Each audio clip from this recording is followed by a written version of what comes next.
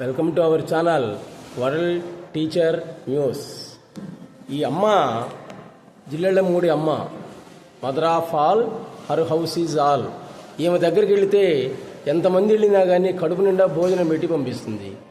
ఈయన గురువు గారు సద్గురు సుబ్రహ్మణ్యం గారు శ్రీకాళహస్తిలో కొలువై ఉన్నాడు.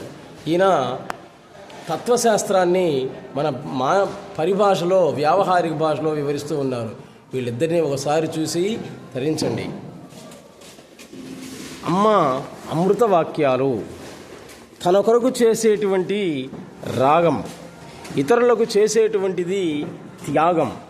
ప్రేమించడం, ద్వేషించడం తన కొరకే. నవ్వుతూ అనుభవించేటువంటి వాడి దగ్గరికి ఏడుస్తూ అనుభవించేవాడు వచ్చి సలహా అడుగుతాడు. వైకల్యం లేకపోవడమే కైవల్యం. తల్లికి అసలు తప్పు అనేటువంటిది కనిపించదు. దేహం ఉన్నంత వరకు సందేహం అనేటువంటిది తప్పదు. బానిసకు బాధలు ఎక్కువ, స్వతంత్రుడికి బాధ్యతలే ఎక్కువ. సంఘటనల యొక్క కూర్పే జీవితం. సమస్యల తోరణమే నీ జీవితం. సమస్యలతో రణమే. రాగద్వేషాలు కూడా కావాలి అనే దాని మీదే ఆధారపడి ఉంటూ ఉంటాయి. ఒకటి తగ్గాలంటే ఇంకొకటి రావాలి. ఏ ఆధారము లేనప్పుడు వచ్చేదే ధైర్యం. శిల్పానికి అందం రావాలంటే ఉలిదెబ్బలు అనేటువంటివి అవసరం.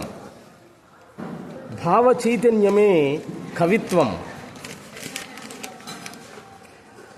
తెలియని వానికి దేవుడు మాత్రమే లేడు, కానీ తెలిసిన వాడికి అసలు తానే ఉండడు. లేకనే ఉన్న తాను లేకుండా పోవడమే ఆత్మవిచార ఫలం. సృష్టికర్త దగ్గర నుంచి గడ్డిపోచ వరకు అంతా కూడా ఆత్మతత్వమే. జ్ఞానాగ్ని అంటే గతాన్ని కాల్చేయడమే. అది ఎలాగా అంటే సదా వర్తమానంలో ఉండడమే. పసిపిల్లవాడు ఎప్పుడూ కూడా వర్తమానంలోనే ఉంటాడు.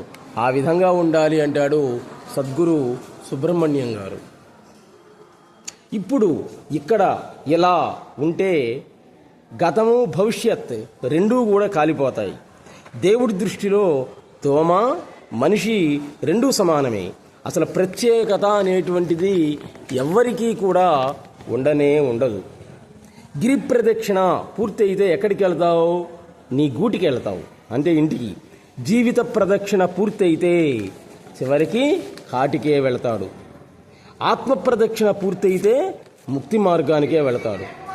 ఏ మరణానికైతే మానవుడు మొదట భయపడతాడో చివరికి దాన్నే నిర్భయంగా ఆహ్వానిస్తాడు. స్వాగతమయ్యా ఓ యమరాజా అని దాన్నే ఆహ్వానిస్తూ ఉంటాడు. సర్వము తానైన వాడెవడో వాడే నేను. కాబట్టి నేనైనా నేను, అన్ని నేనులు నేనే. జ్ఞాని అనుభవించేటువంటి ఆనందాన్ని అసలు దేవతలు కూడా అనుభవించలేరు. మానవుడికి ఉండేటువంటి మరణావస్థను చూసి దేవతలే కుళ్ళుతో ఈర్ష్యతో ఉన్నారు. తృప్తే ముక్తి. నీకున్నటువంటి దాన్ని తృప్తిగా తిని ఇతరులకు ఆధారంగా పెట్టుకో. ఇటువంటి ఎన్నో విషయాలు జిల్లెళ్ళమూడి అమ్మవారు వివరించారు. ఆమెకి ఫిబ్రవరి 17వ తారీఖున ధాన్యాభిషేకం జరుగుతుంది. వీలైనంత వరకు అవకాశం ఉన్న వాళ్ళందరూ కూడా వెళ్ళి ఆ ధాన్యాభిషేకాన్ని తిరగండి. Please subscribe our channel world teacher news. నమస్తే.